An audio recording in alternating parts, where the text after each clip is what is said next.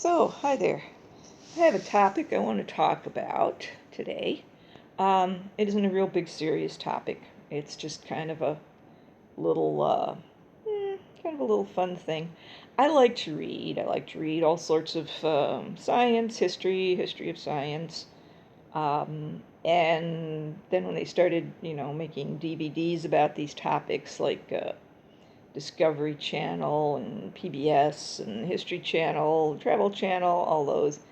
I bought a lot of DVDs, and then when they stopped making DVDs and started making them things that you bought, but you only could watch them or you had to download them, but you didn't actually buy a plastic thing in your hand. They were electronic thingies. Okay, so anyway, I've been doing a lot of that for a long time, and so some of the topics are kind of interest me, and little questions come up from them that float around in my mind. So I'm just going to mention one here, and that is the sky caves of Nepal. And this is an area also called Mustang, which is spelled like Mustang, the horse. Um, but that's up in the Himalayan region.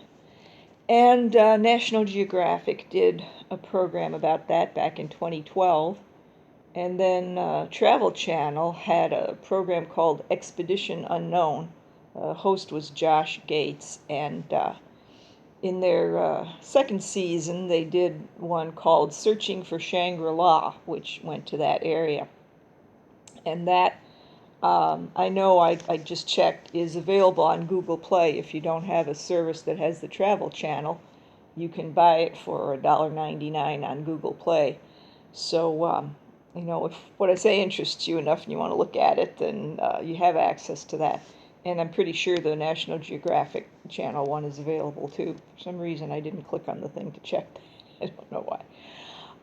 But anyway, so here's the thing. It's very dangerous. There are papers and things like that, books and various artifacts in these caves, and they're very dangerous to access.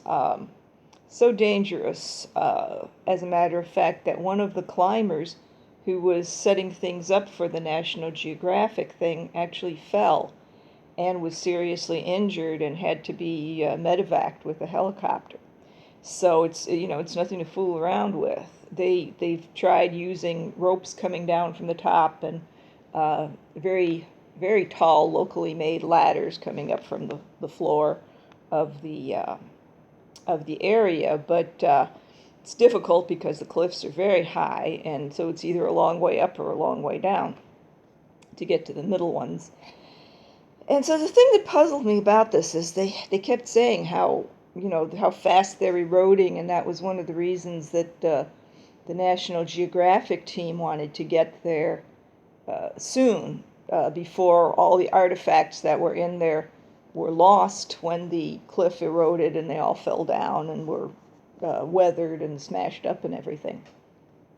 And the big puzzle was, why were these caves built, and how did the people get the things they put into them, and so on. And so the thing that hit me as a puzzle here, and see, so if you want to watch these programs, maybe you can come up with an idea, is since they know these areas eroding drastically, did it not occur to them that there was a whole lot that already eroded off? And these caves were all that was left, and maybe there were, perfectly good staircases cut into the rock of the cliff, that eroded off. And I mean, maybe these are just the back rooms of whole buildings that were cut into the cliff. So this is just the little thing that's tickling my brain, and I'm thinking, well, do I just not know enough about this? Is there like a real simple solution to this, and it just kind of like smack me in the head and say, oh yeah, duh. But it hasn't so far, and since that program was on 2012 and it's almost 2020 now, I thought I'd just share this with some other people, and maybe somebody else can have a better thought. Sorry about this wiggling. My hand got a cramp. Yeah, I've got my little tablet here, and I'm holding it in my hand as I'm sitting on my recliner here, and so it's kind of unstable, which is kind of appropriate, I guess. Yeah, okay, so here's the caution I'm going to put on this. I know that there is a thing that has gotten a return to popularity, the Dunning-Kruger effect, from a paper written in 1999, and that was that people who don't know very much think they know a whole lot because they don't know enough to know they don't know very much. And I'm willing to believe I'm a victim of that. I'm totally willing to believe that, except that I know how this study was done. The subjects of the study were students in the introductory psychology class of these two professors. And so these were the test subjects. Now, I don't personally think that that's a good way to do tests. I know why they do it, because the students are made to participate as a requirement for the class. So if you want to get a passing grade in class, you got to participate in one of these studies. And yeah, the reason I know that is because I was a student in not that one, but one of the psych courses many years before, and was required to participate in a study. And it was really kind of crazy because it was a memory study. And so then they were going to use this to extrapolate out to the general public from Psych 101 students at Cornell. And I really think that most of the students at Cornell had better memories and better fact retention than the average person on the street. And so I think that any study that is done using students in your psych class tends to be a little skewed, unless like you're just, I don't know. I was going to say something, but that wouldn't be polite. And yes, I was at the same university, but much earlier.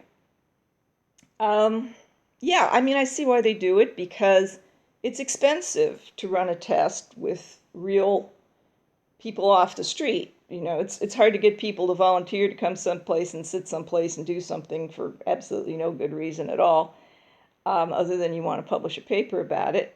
And so you have to pay them, and so you have to come up with an amount of money that, you know, they're going to want. And that's still not going to be really a random sampling or a representative, that was the word I wanted, representative sampling of the population, because you know, there are only certain people who are going to be able to take the time out of their day to come there and participate. You know, people who are in need of the amount of money that you are offering, or are just retired or unemployed and bored, and you know, so you're not going to get a representative sample one way or the other. So I guess my word about this is, when you read something is a scientific study, just take that with a little 22-pound block of salt. Okay, so yeah, if you want to look into the sky caves of Nepal, I thought they were interesting programs anyway. So, okay, now I'm going to go away for a while. Bye-bye.